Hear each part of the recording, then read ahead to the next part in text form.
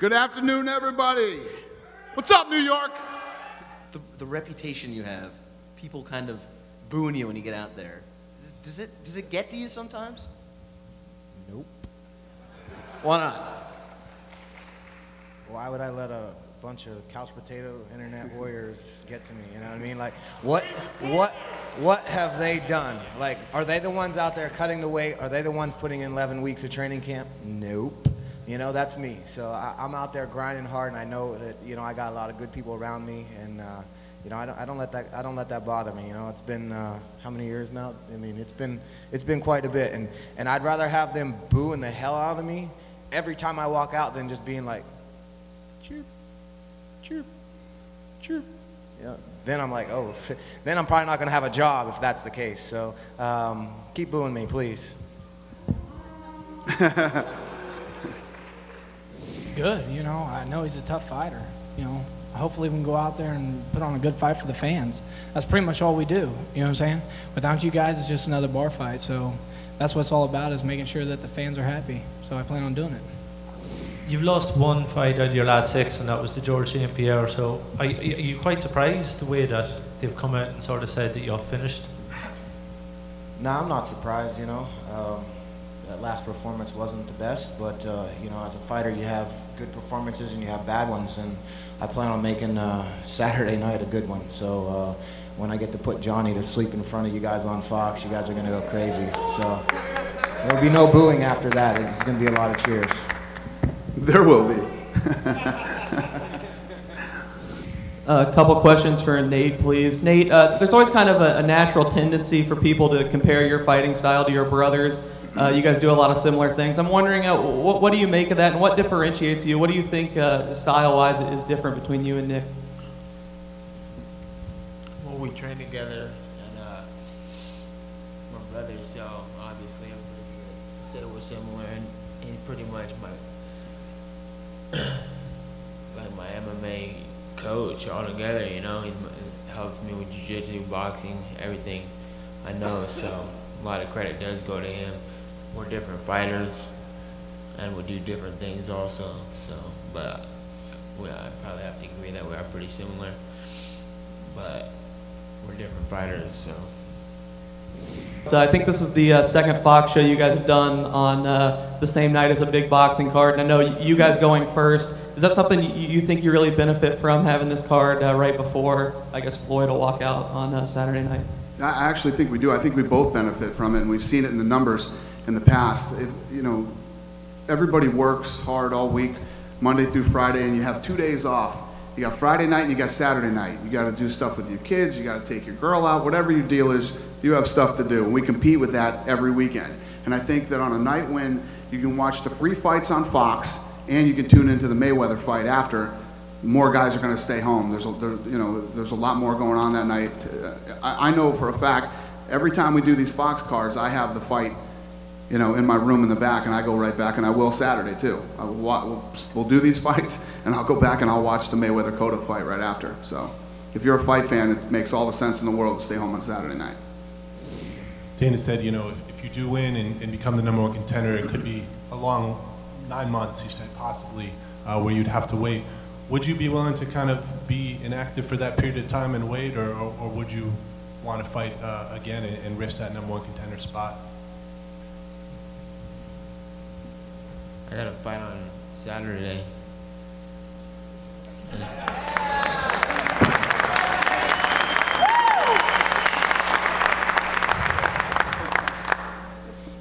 Those are the answers he gives me too. How annoyed are you sitting up there right now having to answer questions? You could touch on that for us, please. I don't hate the media. Sometimes I'm probably in a better mood for it, you know? So I think you guys are doing great.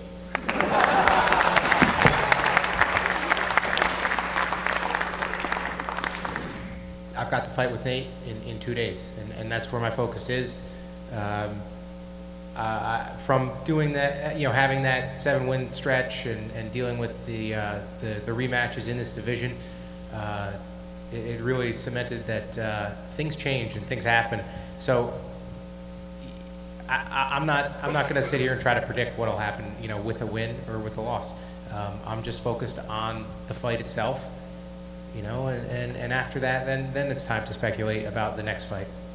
But nobody's giving any love to my boy Pat Barry. What's going on, Pat? What's going on, Pat?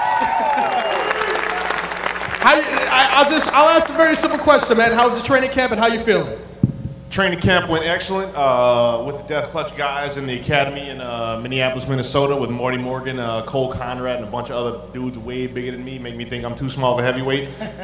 Training camp has been like always, man. A lot of wrestling, a lot of jiu-jitsu, a lot of ground game, a lot of aggression, a lot of intensity, a lot of eating pizza, gas station hot dogs, man. I'm ready. Good to hear, man. I can't wait to see you on Saturday. And I can't wait to see you either. You guys some autographs afterwards. Yeah, like the training camp, how's it going, and how you feeling coming to this fight? Because I know you were a little bit more focused going to the last one. I was a little more focused going into the last fight than I am into this fight? Serious, yeah. What?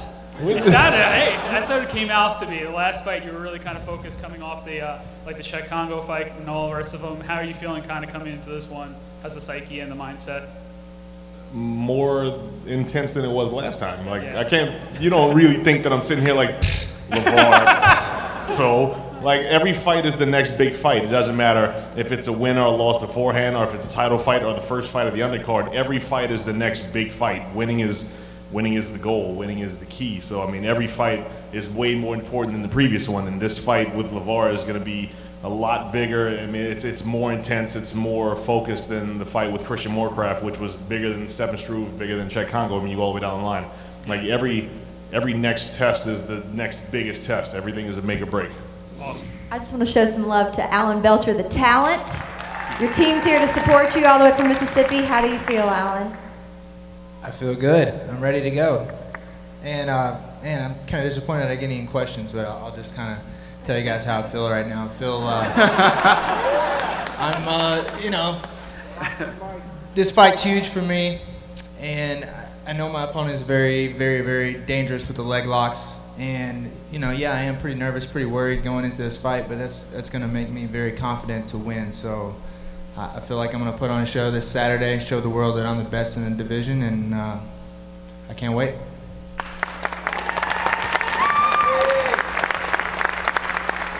You know, this card is stacked. First thing I want, and what I always want, whether we're on free TV or we're on pay-per-view, is you want exciting fights with exciting fighters. And the one thing that I can always say, over the last 11 years that we've been in this business, it's a partnership between us and the fighters. And basically, we go out, we do all the bells and whistles and grow the sport and do what we do. And when these guys step in on Saturday night, they deliver. What people want to see is people want to see exciting fights.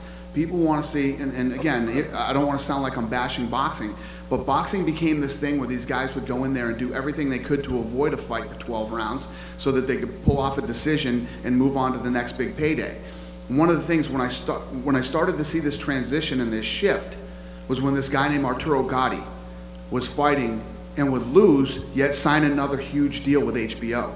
Because people didn't care whether he won or lost, it was how he fought. And the way that this guy would go in and fight these wars and pull off upsets when it looked like he was going to lose. And it was all the drama and the excitement of a guy who went in and fought like the old school guys fought. And that's literally what these guys have delivered for the last 11 years in the UFC. And it's the reason that we're standing here today and have a deal on Fox. And I can tell you right now, you never know, like this gentleman was very upset with the main event of our last card, but you never know. When you put enough good guys on a card, you're bound to get great fights. I don't see Barry and LeVar going the distance.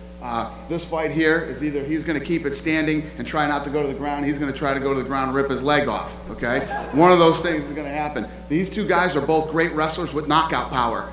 Who knows what's going to happen? On paper, these are all great fights. These two, if this fight sucks, I don't know what to tell you, man.